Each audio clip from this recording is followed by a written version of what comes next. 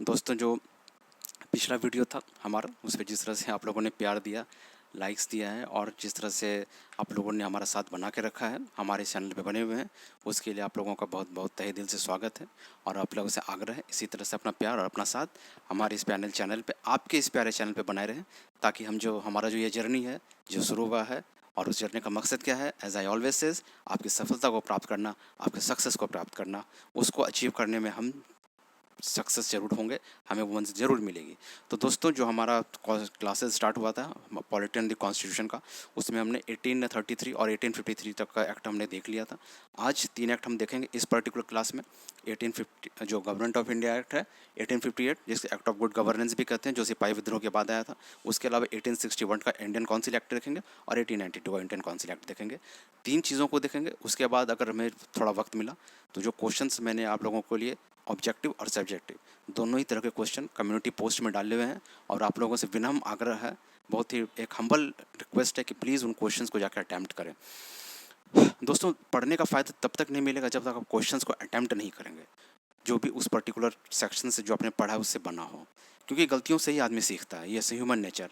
आप question attempt करेंगे, गलतियाँ करेंगे, नहीं समझेंगे, फिर पढ़ेंगे, then only the whole progress is possible. Until unless you do this, और the whole process is futile, it's not of any use.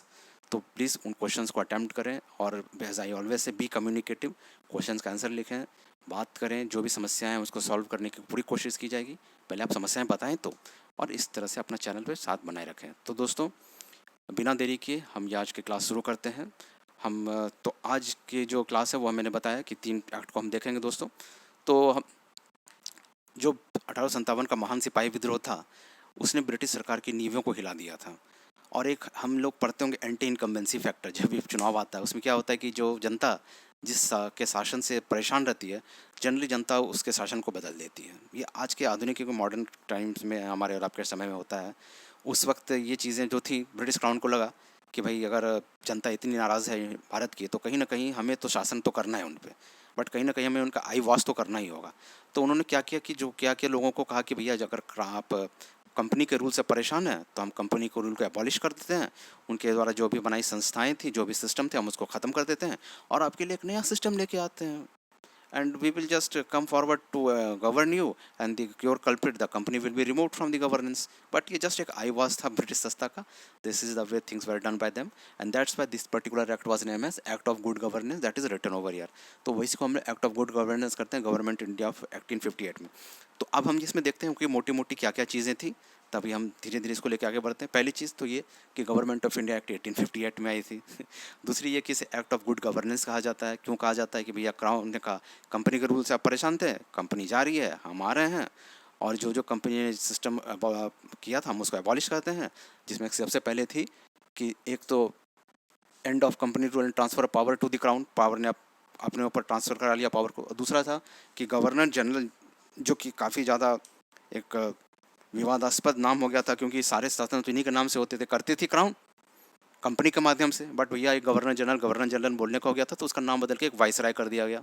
इसे देखेंगे यहाँ पे लिखा हुआ है, under who was the first viceroy of India as per this act, Lord Canning, CZNING। Okay दोस्तों, तो he was the first governor general of India as per this act.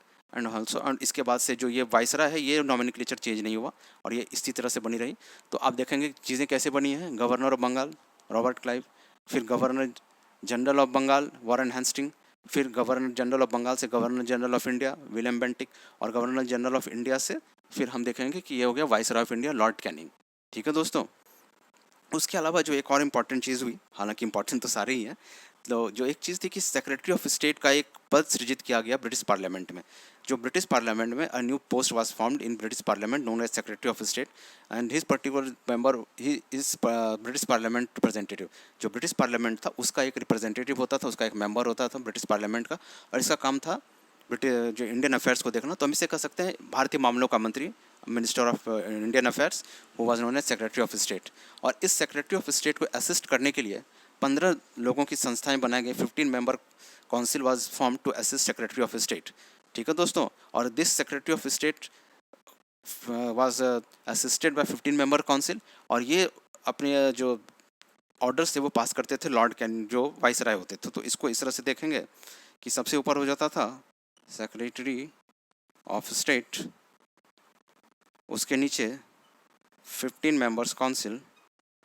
मेरी थोड़ा सा स्पीड से लिख रहा हूँ तो थोड़ा कॉम्प्रोमाइज़ हो गई हैंड राइटिंग, तो मेरी बातों को सुने। 15 secretary of state, 15 member council, उसके नीचे होते थे वाइसराय, और इसके नीचे होते थे स्टेट के गवर्नर या फिर एडमिनिस्ट्रेटर जो भी होते थे, ठीक है। तो secretary of state, 15 member council, viceroy, उसके नीचे गवर्नर ऑफ। चलिए मैं गवर्नर को थोड़ा अच्छा से लिख देता हूँ क्योंकि ये तो बिल्कुल भी पढ़ने में नहीं आएगा आप लोगों को।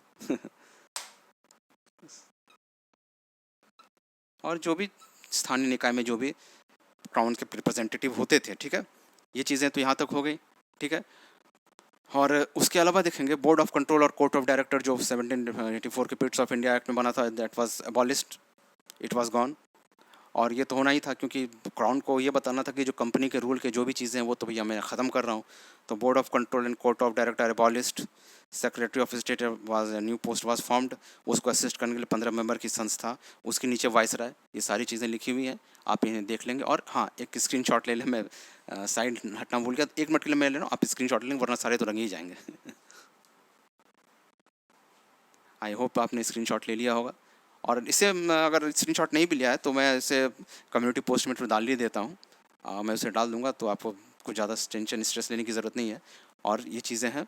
अब देखते हैं इंडियन काउंसिल एक्ट 1861 में क्या क्या चीज़ें थी। और दोस्तों एक चीज़ फिर से मैं कह रहा हूँ, I am repeating my self, please do attempt the question that is being posted in the community post of this particular channel, क्योंकि वो क्वेश्चन बनाने में काफ़ी मेहनत लगता है और काफ़ी सोच समझ के वो क्वेश्चंस को मैं आप ले डाल रहा हूँ। तो please for my moral, for boosting my moral too, so that I come up with more and more videos and more questions so that you get benefited in your examination, please do go and attempt this question. ये मत घबराइए कि question गलत हो जाएगा, समझ में नहीं आ रहा है, समझ में नहीं आ रहा तो हमसे पूछें, तभी तो बात होगी। चलिए, 18 council act, Indian council act 1861 was very important for the constitutional on political point of view. Why is that so, that I will deal here. क्योंकि देखें दोस्तों, अंग्रेज़ों को ने हमारा शोषण किया, हमें काफ़ी परेशान किया, हमारे देश पे राज किया, और जो भी चीज़ें थी उनकी जितनी भर्त्सना की जाए कम है। लेकिन उन्होंने बहुत सारी आधुनिक व्यवस्थाओं को जन्म दिया जिसके बारे में शायद हम उस टाइम पे सोच भी नहीं सकते थे। जैसे संसदीय लोकतंत्र की बात, पार्लियामेंट्री डेमोक्रेसी की बात करते हैं कि जो एग्जीक्यूटिव बना, लेजिस्लेटिव बना 1853 के एक्ट में, जो मैंने कहा था कि वो दिखनी शुरू हो गई थी। 774 में council, supreme court of India, supreme court भी बन चुकी थी कोलकाता में।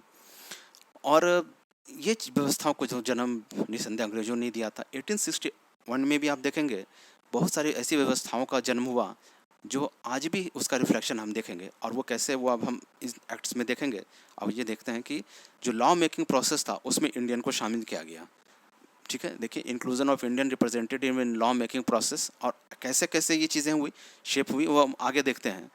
आपने ये भी देखा होगा 773 के रेगुलेटरी एक्ट में बॉम्बे और मद्रास के जो गवर्नर थे उसे गवर्नर जनरल ऑफ बंगाल के अंदर कर दिया गया था। I hope you remember it, मैं रिफ्रेश कर देता हूँ आपकी मेमोरी को।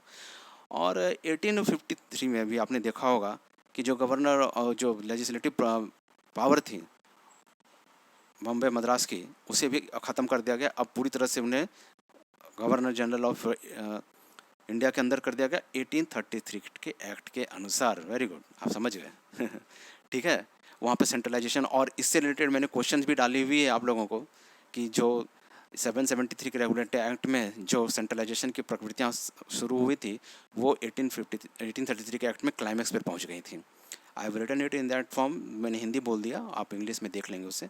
और अगर आप कहेंगे तो मैं हिंदी में भी इस क्वेश्चन को डाल दिया करूँगा ट्रांसलेट करके ऑब्वियसली, बट आप अटैम्प्ट तो करें पहले, ठीक है। ठीक है, तो आप यहाँ देखें, इंडियन काउंसिल एक्ट 1861 में क्या चीज़ें की गई, ये तो है कि अब legislative power given back to Bombay and Madras which was taken back by way back, ठीक है। पिछले एक्ट्स में जो लेजिस्लेटिव पावर ले ली गई थी बॉम्बे और मद्रास को, वो फिर से वापस कर दी गई। इसके अलावा 3 और जगहों पे, बंगाल, नॉर्थ वेस्ट फ्रंटियर और पंजाब में भी लेजिस्लेटिव काउंसिल्स बना दी गई। तो आप बंगाल में 1862 में, सॉरी, नॉर्थ वेस्ट फ्रंटियर में 1866 में, और पंजाब में 1897 में। तो आप ये देखिए, 3 यहाँ हो गए, 2 यहाँ हो गए, अब टोटल 5 जगहों पे लेजिस्लेटिव काउंसिल तो बना दी गई, स्थानीय लेजिस्लेटिव काउंसिल बनी गई। एग्जीक्यूटिव काउंसिल, लेजिस्लेटिव काउंसिल पहले से सेंटर में थी। तो धीरे धीरे एक संघात्मक भारत स्वरूप ले रहा था। Federal India was being formed at that point of time, and this question may be asked as it is because federalism is primary feature of Indian constitution that we will see in the next chapter, the upcoming chapters. और अगर जिन्होंने पहला पढ़ के रखा है उन्हें पता है वो संघवाद भारतीय संविधान की बहुत एक महत्वपूर्ण विशेषता है। जो जानते हैं वो तो जानते हैं, जो नहीं जानते उनके लिए मैं बता रहा हूँ संघवाद या फेडरलिज्म का क्या मतलब होता है।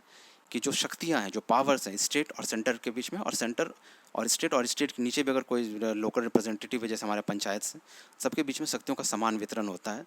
सबका अपना स्फीयर ऑफ कॉम्पिटेंस होता है, सब अपने क्षेत्र में इंडिपेंडेंटली और एक्ट कर सकती हैं और कानून बना सकती हैं। फिर उसके बाद अलग चीज़ आती है कि किन किन परिस्थितियों में जो हमारा शासन व्यवस्था है, इंडियन जो कॉन्स्टिट्यूशन है, वो किस तरह से यूनिटरी हो जाता है, फेडरलिज्म ख़त्म हो जाती है। जैसे इमरजेंसी की कंडीशंस होती हैं, इमरजेंसी में भी और सारी कंडीशंस होती हैं, वो हम जब फेडरलिज्म पढ़ेंगे तो आगे आएंगे। यहाँ सिर्फ बताने के लिए कि किस तरह से एक फेडरल इंडिया स्वरूप ले रहा था, क्योंकि स्टेट में लेजिस्लेटिव काउंसिल बना दी गई, उन्हें कानून बनाने का अधिकार दे दिया गया, और सेंटर में तो ये चीज़ें पहले से थी। तो सेंटर और स्टेट के बीच में एक डिवीज़न ऑफ पावर और डिवीज़न ऑफ सब्जेक्ट्स वो रिफ्लेक्ट होने लगा था, और वो प्रारूप तैयार होने लगा था जो आने वाले इंडिया में हमें दिखने वाली थी, which was being seen in the coming India, that legislative power was resorted back to Bombay and Madras, and new legislative was council was formed in Bengal, north west frontier and Punjab. So a federal India was being formed at that point of time. So this is what I have said. Okay, and the second most important thing, and portfolio system was begun in 1859. It's very important thing. A portfolio system क्या होती है और वो इसमें क्या चीज़ें हैं वो हम अब देखते हैं। कि देखिए, वायसराय की जो एग्जीक्यूटिव काउंसिल थी, और इसके पहले जो गवर्नर जनरल की एग्जीक्यूटिव काउंसिल थी, जिसे 4 मेंबर की संस्था बनाएगी, 773 के रेगुलेटिंग एक्ट से काउंसिल ऑफ 3, आपको याद हो काउंसिल ऑफ 4 था वहाँ पे, एक गवर्नर जनरल और बंगाल और 3 अलग मेंबर। फिर उसे घटा करके 2 मेंबर 4 से 3 मेंबर किया गया। फिर उसे याद होगा मैंने आपको बताया था पिछले में, और फिर वापस से लॉ मिनिस्टर को जोड़ करके उसे 4 मेंबर की संस्था बना दी गई। लेकिन उसमें कार्यों का स्पष्ट विभाजन नहीं था। आप रक्षा देखेंगे, आप वित्त देखेंगे, आप इंटरनल अफेयर्स देखेंगे, ऐसे कोई स्पष्ट कार्य विभाजन नहीं थी। 1861 के एक्ट में सारे जो भी एग्जीक्यूटिव काउंसिल में मेंबर्स थे उनके बीच में स्पष्ट कार्यों का विभाजन हो गया। आप ये मेंबर देखेंगे, आप ये मंत्रालय देखेंगे, आप ये मंत्रालय देखेंगे, ये मंत्रालय देखेंगे, और उनको असिस्ट करने के लिए एक सेक्रेटेरिएट सिस्टम बना दी गई कि भाई मंत्री बैठेंगे, एक तरह से मंत्री बना दिया गया कि आप कानून मंत्री हैं, तो अगर आप रक्षा मंत्री हैं या वित्त मंत्री बनेंगे तो उन मंत्रियों को बैठने के लिए मंत्रालय तो चाहिए। अब मंत्रालय अगर बन गया, if ministry was formed, then there has to be some supporting staffs for there, तो सचिवालय सिस्टम की व्यवस्था किस प्रारंभ होगी, न्यू secretariat system was formed. So all this comes under this portfolio system. So what I said, a minister was formed, a ministry was formed, to assist that ministry. Secretariat was formed. So the secretariat system, that ministry system, that whole in called as portfolio system, because there will be a minister to assist the minister, that will be a secretariat. So this is what we call it, portfolio system. I hope you have understood this. And the next important thing is Viceroy can issue ordinances. Viceroy को ordinance issue करने की शक्ति दी गई। वो आज हम भी देखते हैं इंडियन कॉन्स्टिट्यूशन में, जब संसद के जो हमारे इंडियन प्राइम प्रेसिडेंट है, प्रेसिडेंट के पास ऑर्डिनेंस मेकिंग पावर या प्रेसिडेंट ऑर्डिनेंस इशू कर सकता है। उस व्यवस्था की शुरुआत जो हुई थी वो 1861 के एक्ट में हुई थी। अब आप ये देख सकते हैं कि कितनी चीज़ें हैं और ये क्यों important constitution and political point of India से, क्योंकि आज भी अगर प्रेसिडेंट जो हमारे ऑर्डिनेंसेस इशू करते हैं उसकी प्रारंभ इंडियन यहाँ से हुई है। पोर्टफोलियो सिस्टम, सचिवालय, सेक्रेटेरिएट, जहाँ पे हम काम कराने जाते हैं और हमारा सारा व्यवस्था चलता है, उसकी व्यवस्था यहाँ से प्रारंभ हुई। आज जिस संघात्मक भारत में हम रह रहे हैं खुश होकर के, डिवीज़न ऑफ पावर है सेंटर और स्टेट के बीच में, उसकी शुरुआत यहाँ पर हुई है। कानून बनाने के कानून बनाने की जो शक्ति इंडियन को थी वो भी यहाँ से, कानून बनाने की शक्ति जो इंडियन को थी वो भी इंडियन काउंसिल ऑफ 1861 से बनी। तो इस वजह से ये council of Indian council act काफ़ी इंपॉर्टेंट है और ये चीज़ें समझनी पड़ेंगी। इसीलिए मैं बार बार इस चीज़ पे जोर करता हूँ कि जो हिस्टोरिकल फैक्ट है वो यहाँ पे हम ऐसे नहीं डील करेंगे, हम वैसी पॉइंट को डील करेंगे जो पॉलिटी से रिलेट करती है, और जो हिस्टोरिकल पॉइंट है उसे हम हिस्ट्री में देखेंगे। तो जब भी आप इस चैप्टर को पढ़ें किसी भी जगह से, तो आप ये मत कहना अरे सर ने तो कुछ बताया ही नहीं, इतना बहुत कम चीज़ है। लेकिन ये सिर्फ आपके कॉन्सेप्ट्स को क्लियर करने के लिए पॉलिटी से रिलेटेड जो है। ठीक है दोस्तों, यहाँ तक चीज़ें डील हो गई। अब हम देखते हैं 18 काउंसिल एक्ट 1892। तो यहाँ से देखेंगे लगभग 30 सालों तक कोई भी चीज़ें नहीं आई, कोई भी एक्ट नहीं बना। रीज़न ये था कि साम्राज्य विस्तार का जो था वो ब्रिटिशर्स का काफ़ी हद तक हो चुका था, और इतनी सुदृढ़ व्यवस्थाएं, इतनी प्यारी व्यवस्थाएं यहाँ तक उन्होंने शुरू कर दी थी अपने शासन के लिए. व्हेन आई एम सेइंग प्यार does not mean that I am praising them that they have done such a great thing. No, it's not that. But they have made such a system that no act was not needed at that point of time. So there is a large gap with in between these two acts. And earlier there was so much of acts coming at fast pace. इतनी जल्दी जल्दी act आ रहे थे 1784, 1781, 1786. But यहाँ पर एक time है. और एक और महत्वपूर्ण बात है कि इसको भी लाने की जरूरत पड़ेगी क्योंकि 1885 में कांग्रेस की स्थापना हो गई थी. इंडियन कांग्रेस की स्थापना 1885 में हो गई थी. तो ब्रिटिश शासन पे एक अलग तरह का जो एक सिस्टमाइड प्रेशर पड़ने लगा था. पहले जो इंडियन ब्रिटिशर्स के खिलाफ करते थे वो एक डिस्क्रीट यूनिट थे, छोटी छोटी इकाइयों में थी. कांग्रेस के बनने के बाद सारी इकाइयाँ मिलकर एक बड़ी इकाई के रूप में परिवर्तित हो गई और ब्रिटिश शासन पे एक अलग तरह का प्रेशर पड़ने लगा कि गवर्नेंस को सुधारा जाए, रिप्रेजेंटेटिव डेमोक्रेसी लाया जाए, चीज़ें बदली जाएँ. तो वहाँ पर इंडिया के स्पेसिफाई करने के लिए एक एक्ट की ज़रूरत पड़ी. So that Indian council act was formed and it came forward. इसमें काफ़ी सारी बातें हैं जो एंड आई विल देख see only those point which related to polity. तो देखेंगे सेंट्रल और लेजिस्लेटिव काउंसिल में नॉन ऑफिशियल मेंबर की संख्या को बढ़ाया गया. सरकारी सदस्य तो थे ही, नॉन ऑफिशियल मेंबर की संस्था को सेंट्रल लेजिस्लेटिव काउंसिल में बढ़ा दिया गया. अब यहाँ पर ये चीज़ देखेंगे, ये जो non official member central legislative council में बढ़ाया गया, ये आएंगे कैसे?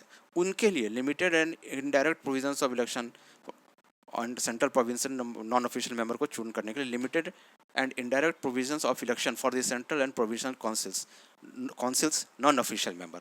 तो सेंट्रल और प्रोविंस में नॉन ऑफिशियल मेंबर्स की संख्या बढ़ाई गई ताकि कांग्रेस के बढ़ते हुए प्रेशर को कम किया जा सके. अब वो आएंगे कैसे? इसके लिए एक इलेक्शन व्यवस्था की गई जो कि इनडायरेक्ट थी, जो कि काफ़ी डायरेक्ट नहीं थी और इसकी काफ़ी लिमिटेड अप्रोच को रखा गया. अब वो कैसे हुआ वो हम लोग पॉलिटी में नहीं, वो हम हिस्ट्री में देखेंगे, वो हिस्ट्री की बातें हैं.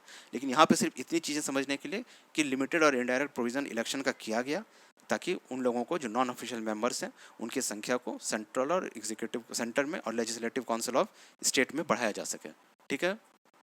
उसके अलावा एक और महत्वपूर्ण चीज़ जिस पे एक्चुअली मुझे जोर देना और जो आपको समझनी है वो है लेजिस्लेटिव काउंसिल के जो मेंबर्स थे वो बजट पर डिबेट कर सकते थे, बहस कर सकते थे.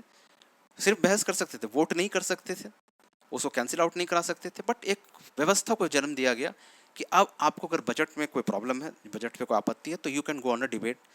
मंत्री जो है, वित्त मंत्री हैं जो आपके उस टाइम के जो भी थे, हमारे इंग्लिश मैन ही थे, वो बजट रखेंगे. अगर सदस्यों को उस पर आपत्ति है तो वो उसे बहस कर सकते हैं, उस पर बयान दे सकते हैं और उसको, और इसके अलावा एग्जीक्यूटिव काउंसिल को क्वेश्चन कर सकते हैं. अब हम देखते हैं प्रश्नकाल होता है हमारा 11 से 12, हमारा इंडियन पार्लियामेंट जब भी संसद में काम शुरू होता है तो हमारा प्रश्नकाल होता है.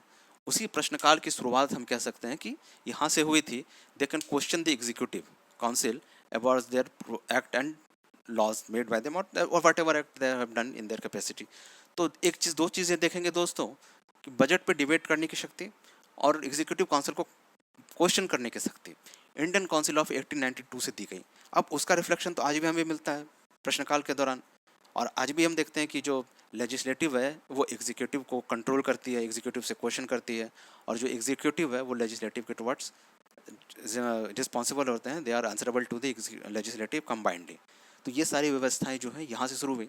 अब अगले क्लास में जब हम ये देखेंगे इंडियन काउंसिल एक्ट 1901 1909, उसमें तो आपने सबसे ज़्यादा आपने सुना होगा कि जो एक सांप्रदायिक चुनाव की कम्युनल रिप्रेजेंटेशन की शुरुआत की गई कि मुस्लिम जो हैं वही मुस्लिम रिप्रेजेंटेटिव को इलेक्ट कर सकते हैं, उन्हीं को इलेक्शन में वही वोट दे सकते हैं.